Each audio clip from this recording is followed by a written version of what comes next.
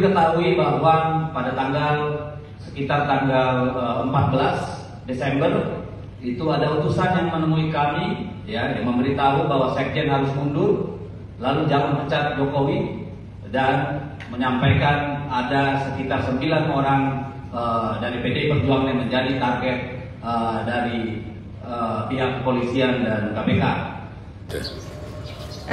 Ya harusnya disebutkan siapa gitu loh biar jelas. Nggak ada. Ya apa? Anunya apa? Kepentingannya apa saya mengutus untuk itu? Kepentingannya apa? Coba logikanya. Jadi tidak ada. Saya itu udah diem loh ya. Difitnah saya diem, dicela saya diem, dijelekan saya diem, dimaki-maki saya diem. Saya ngalah terus loh. Tapi ada batasnya. Ya. Terima kasih, Bapak. Oke teman-teman, untuk hari ini saya akan memutarkan sebuah video, dan video kali ini, nah ini berita terbaru dari teman kreator kita yaitu Opung Parbelak. Nah di sini Opung Parbelak membahas dan mengomentari tentang ini ya, tentang PDI dan Bapak Joko Widodo. Nah, dan statementnya Deddy Sitorus yang menyinggung ya, mensangkut pautkan Bapak Jokowi. Nah ini sangat menarik dan sangat seru sekali, dan inilah apa ya, batas kesabaran Bapak Jokowi meledak. Dan dipastikan di 2029 nah, PDIP makin melorot nih.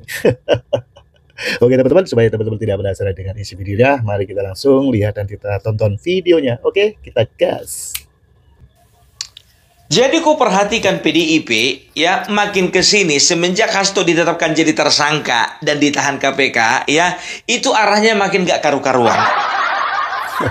Ngomong suka ngelantur, suka kali bikin-bikin statement ngawur.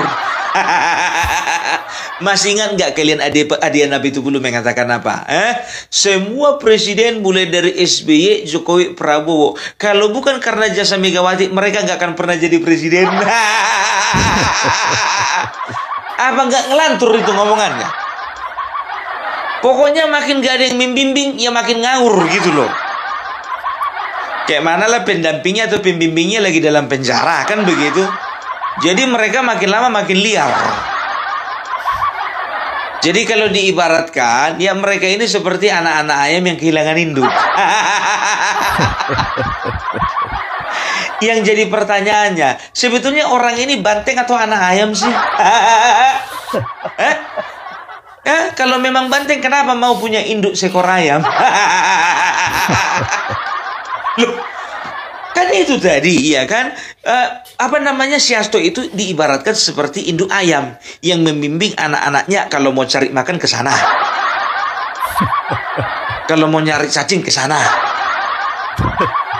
kalau mau nelan karet sebelah sana. Iya kan begitu. Yang jadi pertanyaannya begini, induk ayam biasanya betina, nah si Hasto jantan. Kok bisa disamakan?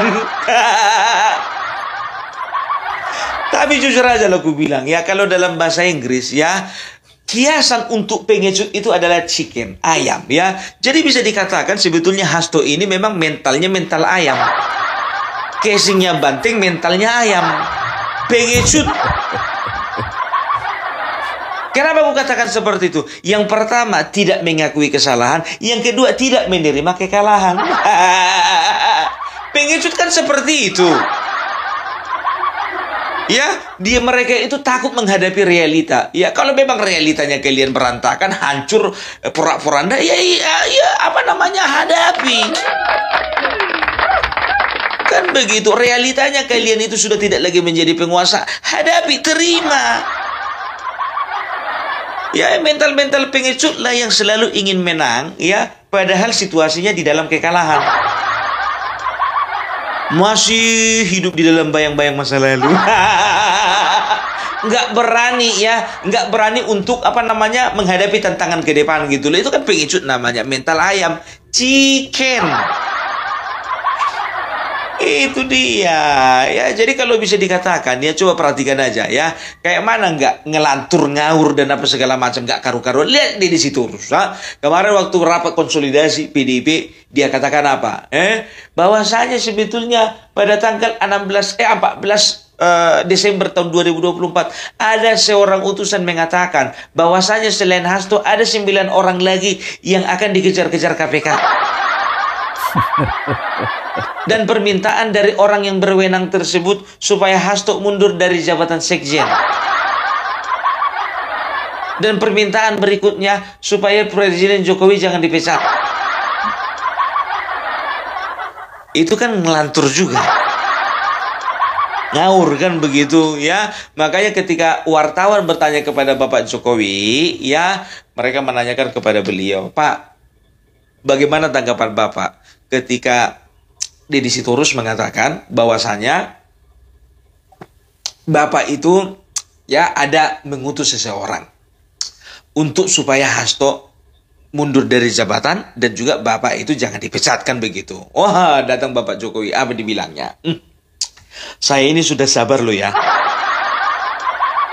Difitnah saya sabar. Difitnah, dituding saya diam saja. Dikatakan apa-apa juga saya diam saja. Tapi ingat loh, saya batasnya itu, susah kesabaran itu ada batasnya. Aku bilang sama kalian, Bapak Joko Widodo itu, ya itu nggak sepenuhnya lagi itu orang Jawa. Beliau itu separuh Batak. Jadi semenjak putrinya menikah dengan Bobi Nasution kan marganya Nasution ya. Beliau itu kalau di Batak sudah disahkan menjadi marga Siregar. Anak Medan itu. Udah tahu prinsip anak Medan kan, pantang diganggu kalau tidak mengganggu. Itu dia, kalau nggak mengganggu dia jangan diganggu. Selama ini kalian hujat dia, kalian fitnah dia, kalian bilang yang macam-macam, dia diam aja karena apa? Beliau waktu itu masih seorang presiden dan beliau menganggap bahwasanya beliau perlu untuk menjaga stabilitas politik dan juga keamanan di dalam negeri. Itu dia. Coba kalau misalnya beliau mengatakan katanya kan, kepada pendukung-pendukung saya sudah difitnah, saya sudah dituding yang berbuat tidak-tidak, saya sudah dihujat. Serbu katanya. Kami serbu. Justru makanya gue bilang jangan main-main. Kemarin itu beliau itu jadi seorang presiden, ya udah kalem-kalem baik. Sekarang jangan coba-coba. Apalagi beliau itu sekarang lagi persiapan bikin partai baru. Siap-siap aja lah kalian. Jadi begini ya, aku bilang sama kalian, kalau kalian perhatikan ya, kalau kalian perhatikan peta zaman ya, coba ya, kalau waktu kemarin tahun 2004 2009 Demokrat menang, 2009 sampai 2014 Demokrat menang 2 periode kan begitu. Begitu juga 2014 2019 PDIP menang, 2019 2024 PDIP menang kan begitu, 2 periode. Nah sekarang 2024 2029 itu Gerindra menang, ya kan begitu. Kurasa culture ini juga nggak akan berubah. 2029 2034 itu Gerindra menang.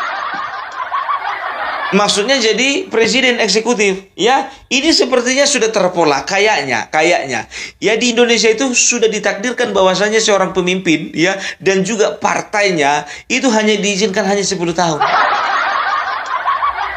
Kan begitu ya. Makanya ya ada yang menyampaikan kemarin itu ya, kalau tidak salah Agung Gumelar ya, mengatakan kepada salah seorang anggota DPR RI dari PDIP ya, mengatakan begini, makanya kalau berkuasa itu jangan lama-lama.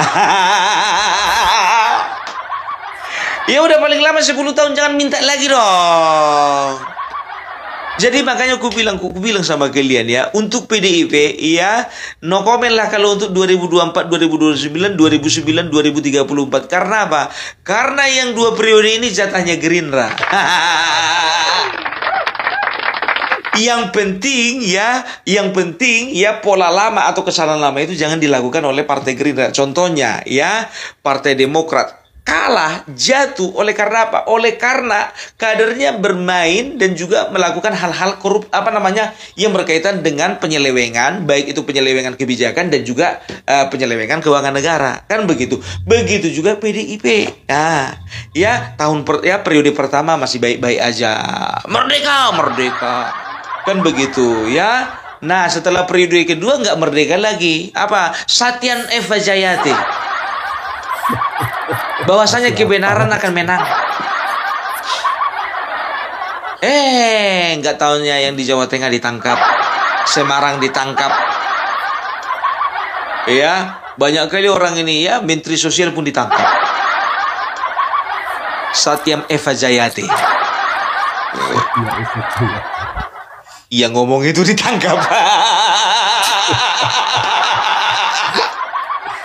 Begitu juga Gerindra ya. Saya mohon minta ya, kalau memang ini masa kemasannya Gerindra, tidak apa-apa. Ya, Opung Parbelak di sini berbicara sebagai orang independen. Kalau kalian periksa Opung Parbelak untuk saat ini tidak punya KTA partai. Ada beberapa partai tertentu meminta Opung Parbelak untuk bergabung, kan begitu. Tapi untuk saat ini Opung Parbelak independen dulu. Nanti kalau misalnya Opung Parbelak kalau lagi butuh mau jadi caleg, baru aku datang sama kalian. Nah sekarang begini ya, ini 5 tahun ini ya, Gerindra harus memang betul-betul menunjukkan performa yang terbaik, kan begitu. Supaya apa? Supaya nanti di periode kedua ya itu akan mempermudah kemenangan, kan begitu ya. Jadi yang kita harapkan ya, kalau memang betul-betul bagus ya pemerintahan Bapak Prabowo ini, kenapa nggak dicoba untuk 2 kali, kan begitu ya. Siapa calon wakil presidennya pun kalau bisa itu aja, nggak usah ganti. Udah pas itu, udah pas. Nah, kan begitu ya. Jadi bisa dikatakan 10 tahun ini untuk PDIP janganlah dulu berekspektasi besar. Itu dia ya. Dan juga nasibnya PDIP ini bisa juga seperti Demokrat gitu loh ya. Hanya urutan kesekian, tidak dapat 3 besar. Bisa terjadi. Bisa. Coba Demokrat ya, begitu mereka melakukan kesalahan ya, mereka tidak menjaga kepercayaan rakyat, mereka terjun bebas ke urutan kelima. Kan begitu ya, urutan kelima lah PDIP nomor 1, nomor 2 Golkar, nomor 3 Gerindra, nomor 4 PKB, baru PAN, baru Demokrat. Bukan 3 lagi, ke 6 lagi. Kan begitu kan? Nah, jadi kalau bisa dikatakan ya jagalah kepercayaan rakyat, kan begitu untuk Gerindra. Jadi kalau untuk PDIP, maaf ya, sebetulnya kehancuran kalian itu bukan dimulai di tahun 2029, bukan. 2024 ini pun juga kalian sudah mulai kehancuran kalian. Kenapa bilang? Kalau perhatikan ya, coba ya, simak dulu ini.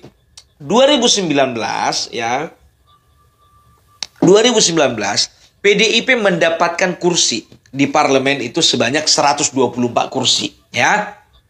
2024 ya, walaupun kalian menang, kalian itu hanya mendapatkan 110 kursi. Artinya apa ya? Artinya kalian itu kehilangan 14 kursi ya. Jadi kalau dirata-ratakan ya, kalian itu mendapatkan 16% suara dari seluruh pemilih di Indonesia ini ya. Kalau di total semuanya itu ada sekitar 25 juta sekian ya. Nah, itu suara yang mendukung kalian ya. Kalau dibagi ya untuk kuota 1 kursi ya, itu bisa sekitar 235 sampai 250 ribu suara untuk 1 kursi.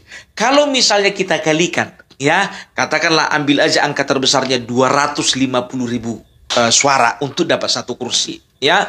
Berarti ya, kalau kali 14 kursi itu artinya ya, itu ada sumbangsih dari sekitar 3 juta suara, hampir 3 juta suara. Nah, artinya apa? Ketika kalian kehilangan 14 kursi, itu artinya kalian sudah kehilangan suara rakyat 3 juta ya. Artinya apa? Sudah 3 juta orang yang meninggalkan kalian. Ya, sekitar 25 sampai 30 juta lah ya. Jadi sebetulnya kalian itu sudah ditinggalkan pemilih. So, perhatikan trennya. Gerindra naik beberapa kursi, Golkar naik beberapa kursi, Nasdem naik beberapa kursi, PKB naik beberapa kursi. Coba bayangkan kalian ya. Ternyata ya bergeser. Kursi yang 14 itu ternyata dibagi-bagi ke beberapa partai ini.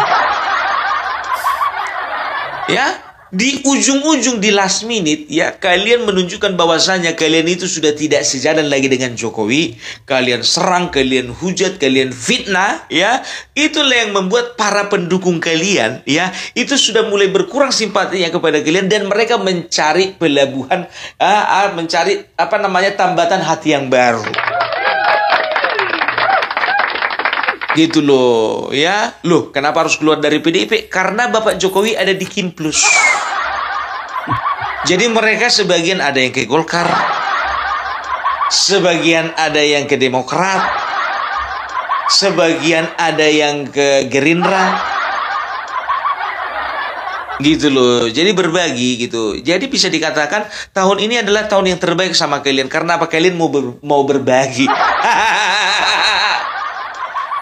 Dengan kalian itu sekarang ini menjadi partai yang paling murah hati.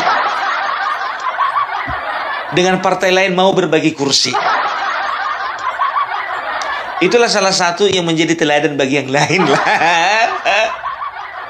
Ya, itu dia. Artinya kalian itu sudah kehilangan kepercayaan gitu loh ya. Apalagi ditambah kemarin pilkada kalian hancur-hancuran.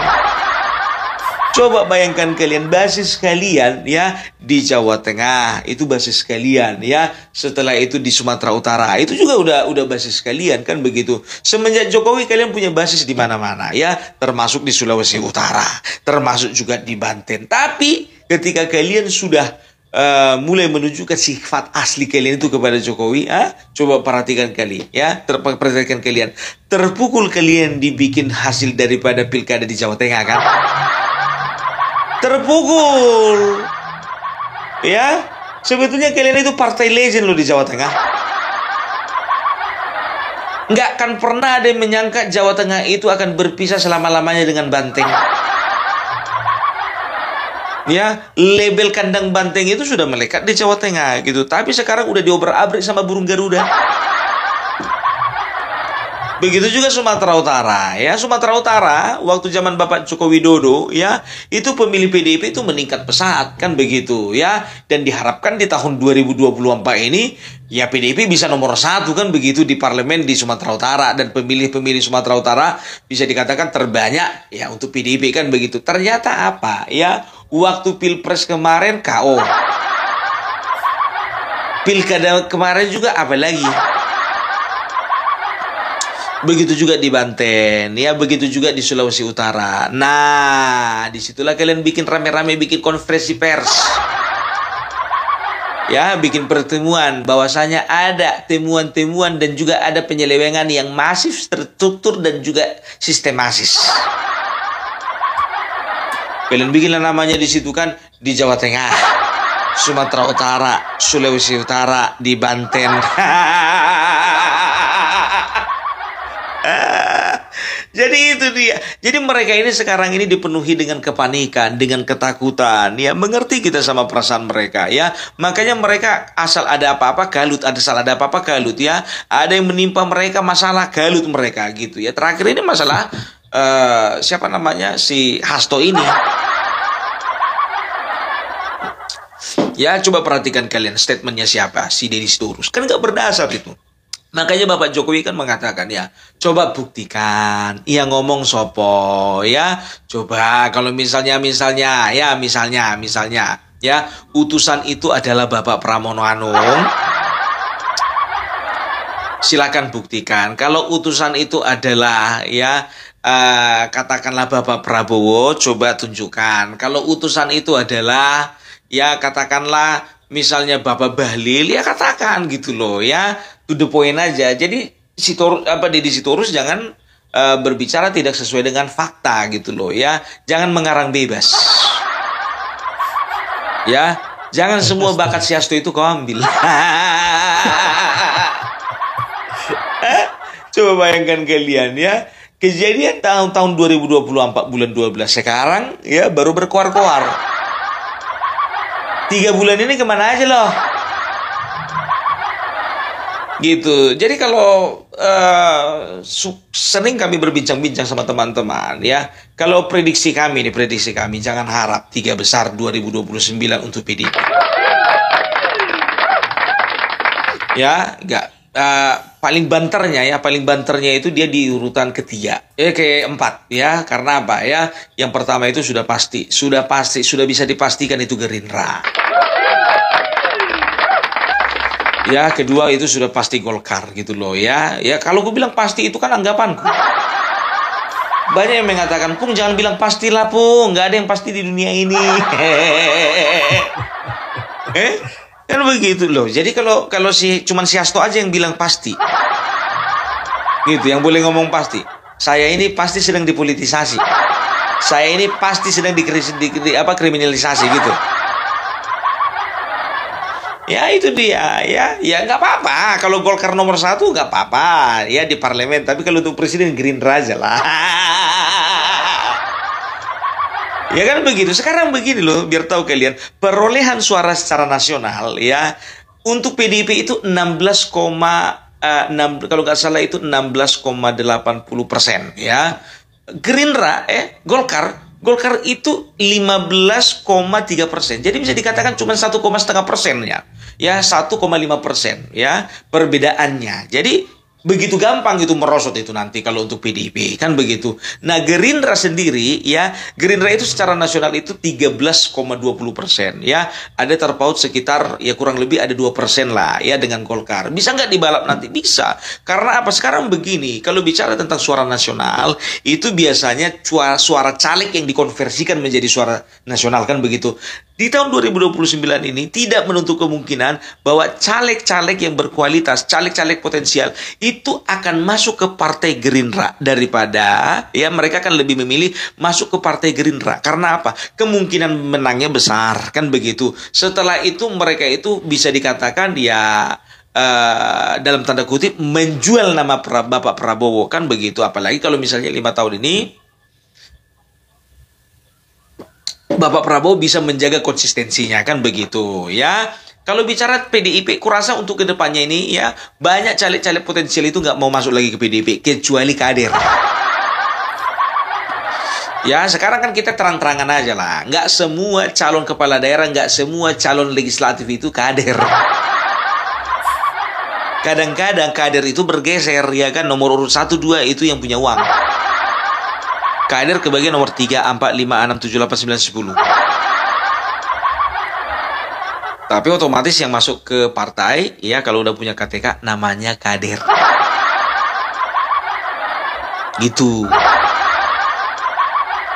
Orang ini kan suka kali, pengkaderan kilat. Lihat aja itu siapa namanya, Edi Ramayadi. Tiba-tiba udah jadi kader.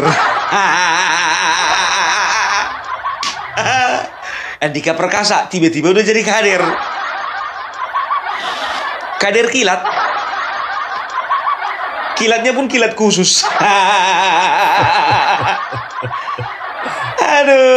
Aduh ya, jadi bisa dikatakan ya, maaf ya untuk teman-teman di PDIP. Ya jangan harap kalian bisa tiga besar di 2029.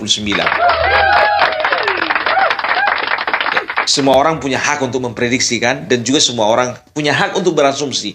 Dan inilah asumsi Opung Parbelak sesuai dengan fakta di lapangan. Karena apa? Ya, aku perhatikan kalian itu harus kerja keras nanti di Kongres ya. Kalau misalnya Kongres kalian itu kalian memilih orang-orang yang tepat ya, katakanlah untuk Sekjen DPP ya, bisa dikatakan ya kalau bisa berganti lah, jangan yang kemarin ya. Walaupun ketua umumnya nggak bisa ganti. Ada kemungkinan ya PDIP akan bangun dari terjatuhnya mereka kan begitu. Tapi kalau untuk bangun tegak berdiri kayaknya agak kurang mungkin kan begitu. Tapi kalau masih merangkak masih bisa lah. Karena apa? Karena kalian sudah rusak kepercayaan rakyat gitu loh. Karena kalian sudah rusak ya kepercayaan masyarakat ya, kepercayaan publik udah kalian rusak. Gak boleh kayak gitu Opung, kau ngomong mengada-ada. Sekarang begini ya, bagi kalian pendukung PDIP mengatakan Opung Parbelak ini terlalu banyak omong. Udahlah, kita sudah lihat bukti-buktinya ya. Kalian sudah kehilangan 14 kursi. Artinya apa? Kalian sudah kehilangan hampir 3 juta suara ya. Artinya kalian sudah mulai ditinggalkan pemilih kalian.